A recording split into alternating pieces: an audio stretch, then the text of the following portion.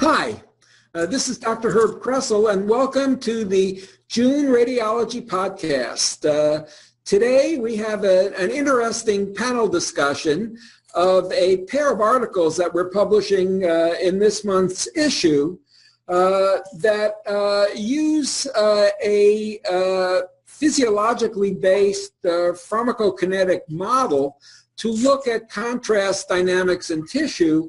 And the focus of the first paper is to describe the accuracy of the phantom, and the second one looks at the impact of contrast medium on radiation dose in this model. I found the papers very interesting, and we're joined also by the discussant of the articles in an editorial. So let me introduce everybody. Dr. Pooyan Saibi is a senior scientist at Siemens Healthcare, and he was a doctoral student at Duke when this study was written. Welcome, Dr. Saibi. Thanks so much, Dr. Kressel. It's my honor to be here. Sure. And Dr. Ihsan Sameh, professor of radiology at Duke and a frequent contributor to radiology. We're delighted to have you join us as well. Welcome. Pleasure to be here. Yes. And Dr. Boone, Dr. John Boone, is professor of radiology and vice chair for research at the University of California, Davis. And Dr. Boone, I have to first thank you for your great service to radiology as a reviewer and for the provocative editorial that you have written. I think it will help our readers place this study in the proper context. Welcome. Well, good morning. It's a pleasure to be here. Yeah, so let's begin.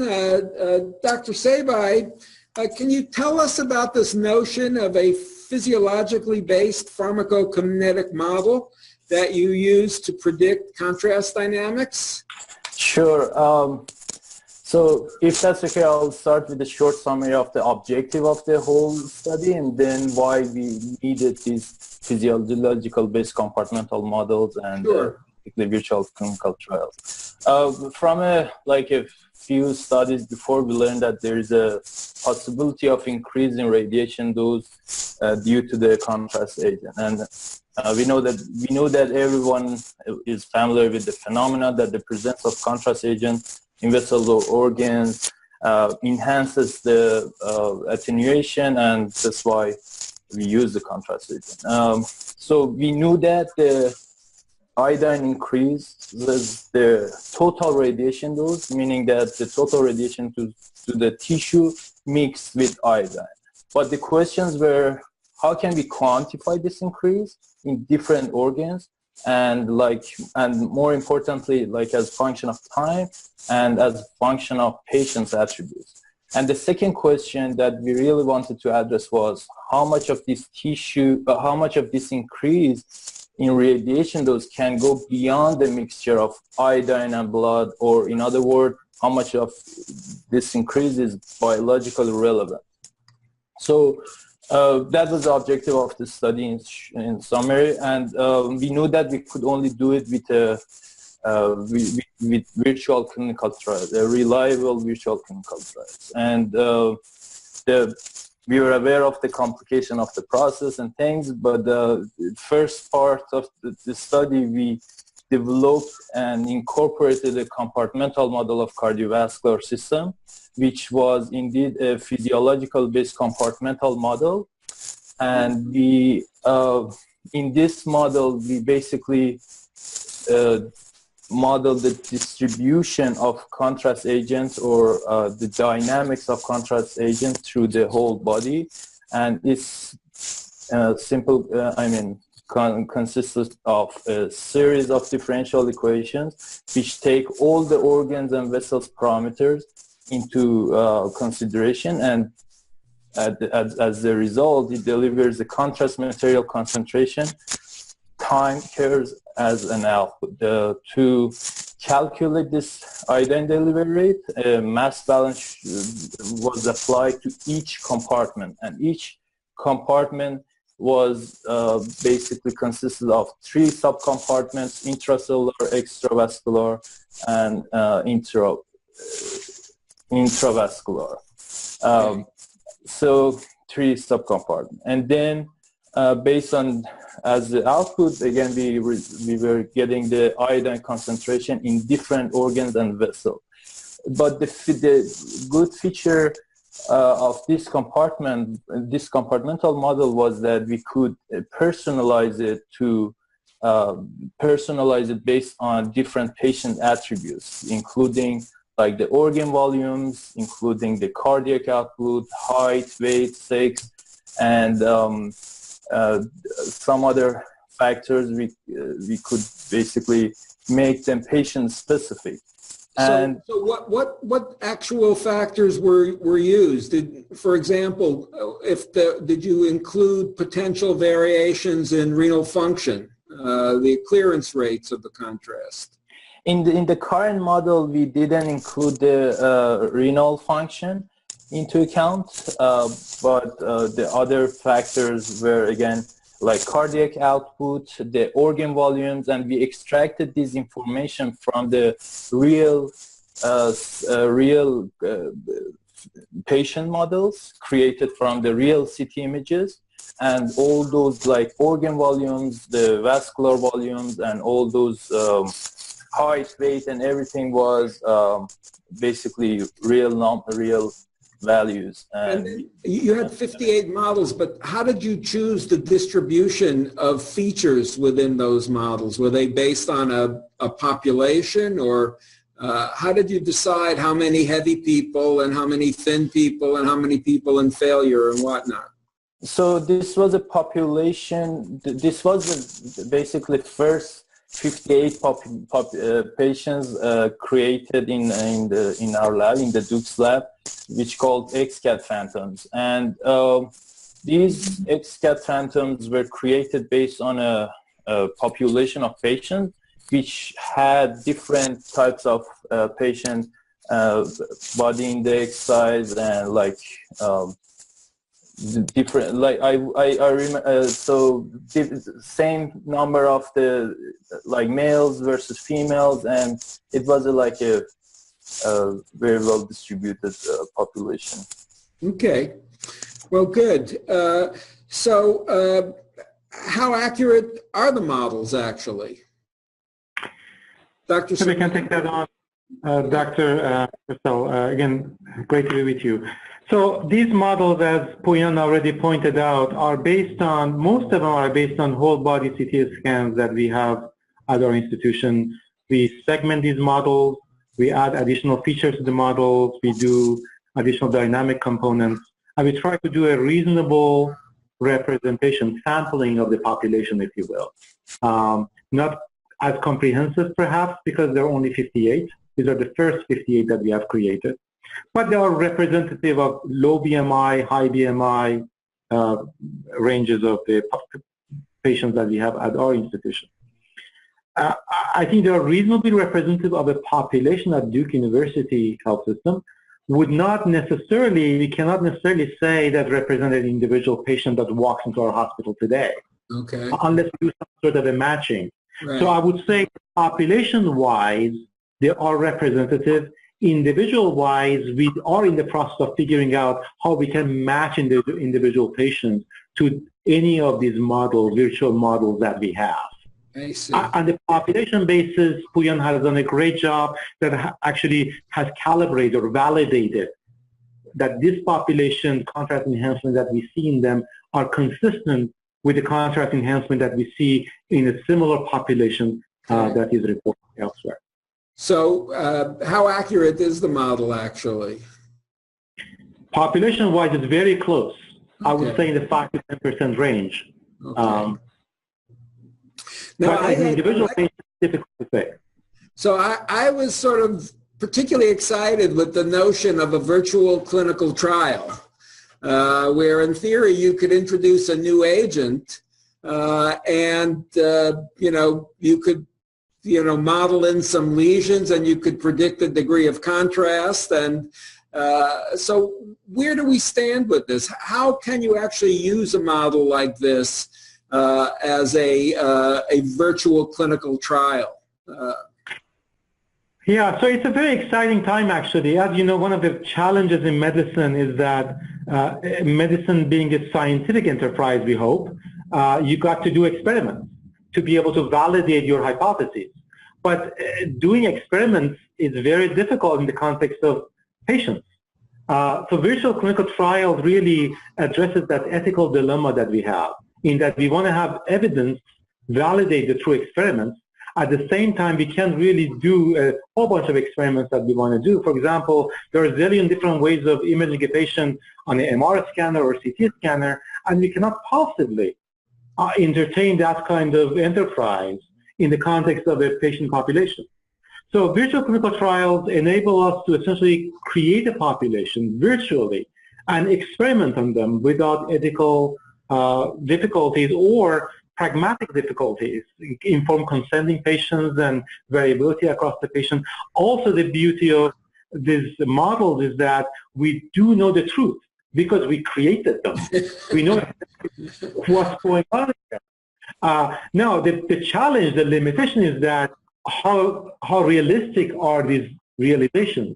If we come up with a contrast distribution or anatomical construct that is not realistic, of course, we are going to lead us to the unrepresentative conclusions. But I think, as I would say, in the last few years, we have seen a greater deal of realism in the formation of these virtual models. In the latest ones that we are working on, we are adding intra-organ heterogeneity that would even make the images much more realistic looking, not just for dose estimation. I think the great promise of this technology is not just looking at dose. We just happen to be using this for a dose evaluation. But the idea is that can we actually bring all elements of imaging, not only the risk of imaging, if regardless of how minute that risk might be, but also the benefit in the construct that we know what the truth is, Right. and therefore we can have a much more informed way of optimizing the process of medical care. Got it. So the promise is that we go beyond CT. We definitely want to go beyond dose and risk. These are just, I would say, low-hanging fruits, if you will. Right. Dr. Boone, are you familiar with these physiologic models? Where do you think technology is going to wind up? I'm certainly familiar with the XCAT models, the 58 that has been discussed. They were sort of developed for Monte Carlo dose estimates. What I think that the authors at Duke did, which is amazing and very exciting, and I congratulate them for doing such an eloquent job with this, is they incorporated this kinetic model with the vasculature. Frankly, it's something I've wanted to do and just haven't had the bandwidth to get around to doing that.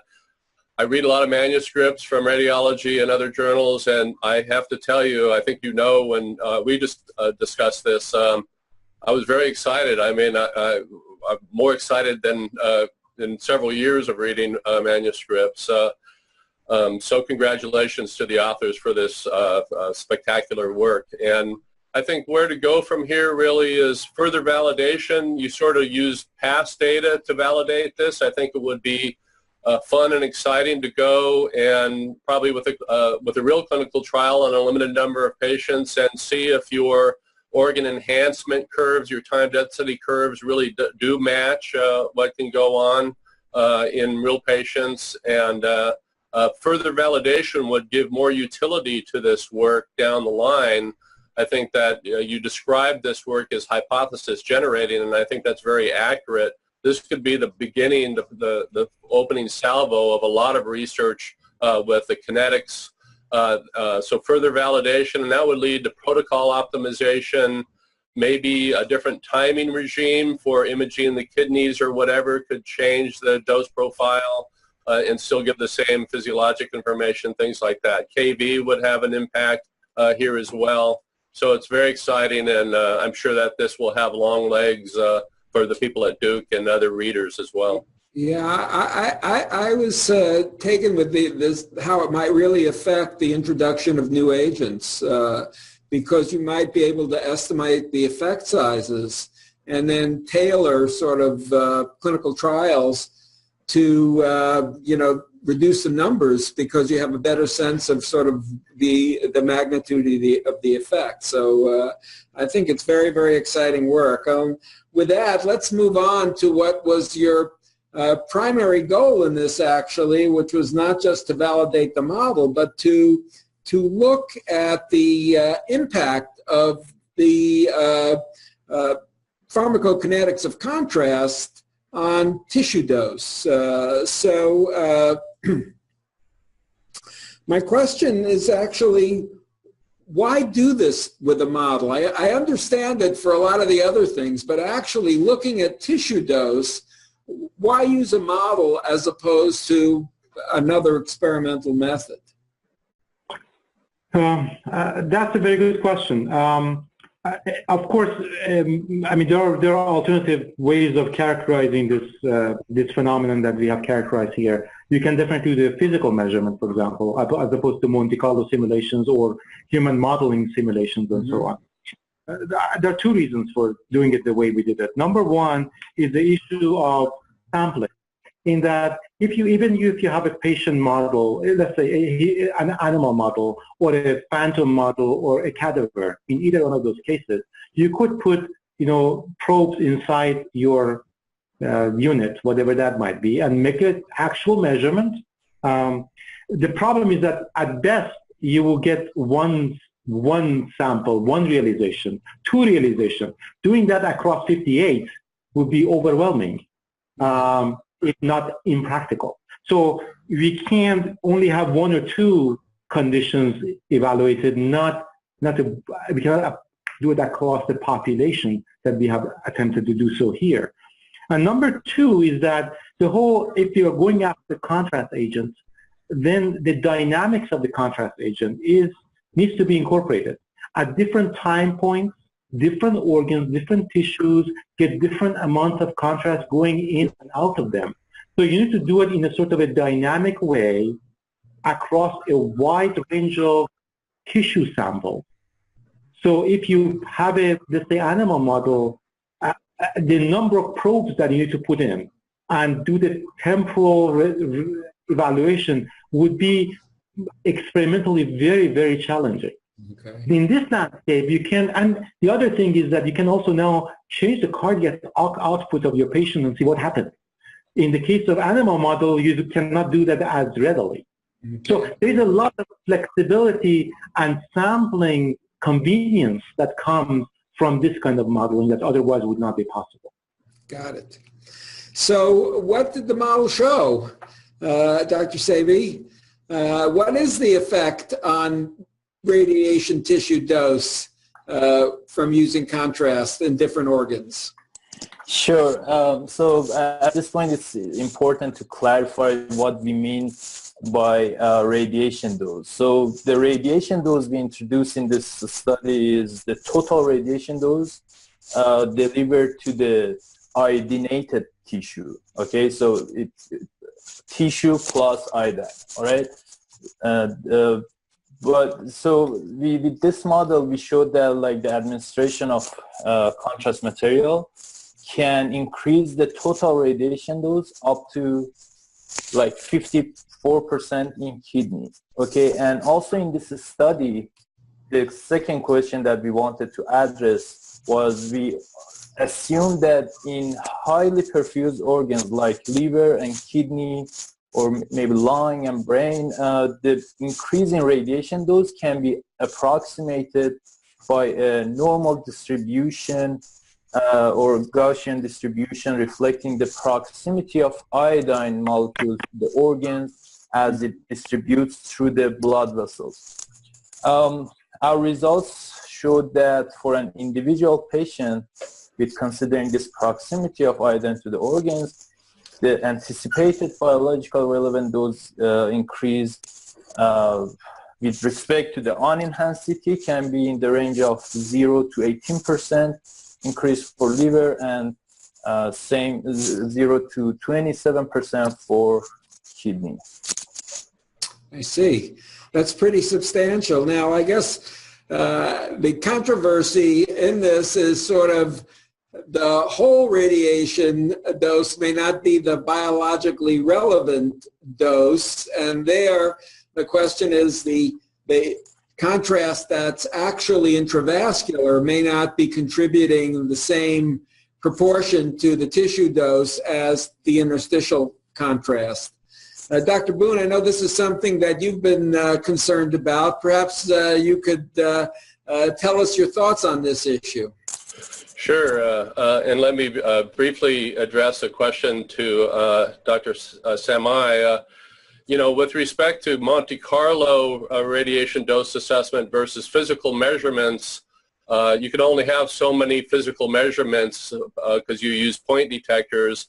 The nice thing about a Monte Carlo program is that every voxel in your phantom becomes a measurement tool, a measurement probe. So you really have thousands, hundreds of thousands to millions of individual dose measuring probes in a virtual environment, of course.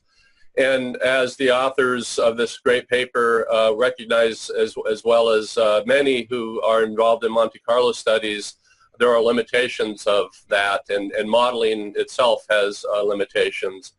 The example I gave in the editorial are related to what if a patient has a metal implant. And so obviously most people would recognize that the dose deposited into a titanium or other metal implant is not biologic in nature. And that's a little bit true to iodine flowing through the vessels temporarily. If they absorb some radiation dose, they're going to be urinated out of the body within 30 minutes after the scan. So that dose may not be as physiologically relevant or contribute to risk as Ihsan was saying. The other thing is, because most of the contrast agent during a CT scan is imaged early phase, so it's really intravascular, it turns out that the vessels contain, of course, blood, and blood is plasma and cells and the like, and largely there's not a lot of DNA. There is some, but compared to the tissues in your liver and kidney and brain, there's really a large void of DNA in the vascular system, and DNA is the target for radiation risk. The other thing is that size matters. When you're talking about dose deposition, you're really talking about, not to get too technical here, but the X-rays interact with atoms and they kick off electrons, and it's the range of those electrons that sort of determine the resolution requirements of your phantom. And because that range is on the order of 20 to 100 micrometers, you would need a very, very high resolution phantom beyond even modern impressive computer capabilities now to fully simulate that. And I'll give you other examples. Radiation dose via electrons to blood, to feces, to urine in the bladder, to implants. None of those really have a biological effect or have the same biological effect as to regular tissues. So the tone of my editorial was really that scale matters and we need to get to the point, and this was a great starting discussion for this important issue. And then further down, I imagine that we'll refine these models, make them more accurate, and get to the bottom of whether or not this radiation dose really does contribute to risk or not. So if I may, first of all, I think I agree with you for most of the things that you said, John. I think we recognize the limitations of our modeling, and we have acknowledged that so in the applications. So none of these are really new to us, I agree. And it would be crazy to compute the dose to an implant and say this is the dose to the patient. Physiologically, it's meaningless. But that being said, these implants, these so-called implants, iodinated implants that we are talking about, they are much, much smaller, admittedly, than what we see in large metal implants. And they do get mixed in with not only the blood, but also into extracellular blood, extracellular space. So iodine eventually needs to make it from the arteries to the veins. And in order to do so, it needs to go through the tissue. And a number of our protocols are essentially orchestrated, designed, timed, so that we can get maximum enhancement, for example, in kidney or in liver. And during that time, in an organ that is highly vascularized, let's say liver, which like 60% of it is, most of the blood is in the capillary, you have iodine that is in a very close proximity to the tissue that has lots of DNA that can potentially be damaged. We have tried to do a little bit of that modeling and assume not all the iodine ends up in the tissue. There was a secondary analysis that was added to the paper toward the end, assuming some sort of a Gaussian distribution, so the peak in the tissue would never exceed 51% that goes through the blood in that Gaussian distribution. And even that had a measurable impact on radiation dose. That I think that analysis is perhaps more physiologically relevant, which actually we reflect that in the abstract as well. And actually, so, if I may just interject here, as I'm hearing this, I'm recalling that we've published some papers on looking at double-strand DNA breaks following CT and then following CT plus contrast. And not that double-strand breaks are the equivalent to measuring tissue dose, but the magnitude of the change was sort of more or less in the same, the same magnitude as I recall. So I guess the issue is it's not hard to understand that there will be an effect, but just sort of how best to express it. I guess some of the concern is that if you overinterpret the data, that you come away thinking that there's a lot more effect on tissue dose. And I think that the subsequent experiments that you did, I think, were very, very helpful, at least in scaling the magnitude of the change. Right. That's those papers that you've referred to. There's a paper by Pichowiak in Radiology, January of last year, and there's a paper just came out by Liang Wang in European Radiology. Same strategy. They measured this biomarker protein of double-strand break before iodine, after iodine, before CT, after CT, and their estimation of this biomarker's increase following the administration of contrast and CT was higher than what we estimated, which this is not what we modeled, of course. And we were sort of baffled almost as to why they even estimate a higher percentage of double-strand break that we anticipated. So in some ways, when I read those articles, especially Wang's article that just came out, I mean, in some ways, I fully relate to what John is objecting because I have the same objection. In some ways, you can say we are overestimating. Yeah. In fact, we said that ourselves in our paper and say the range can be between 0 to whatever percent we said. We even admit that might be 0. But these papers say that it's even more. And I think that there is definitely room to investigate the mechanisms behind this enhanced double-strand break.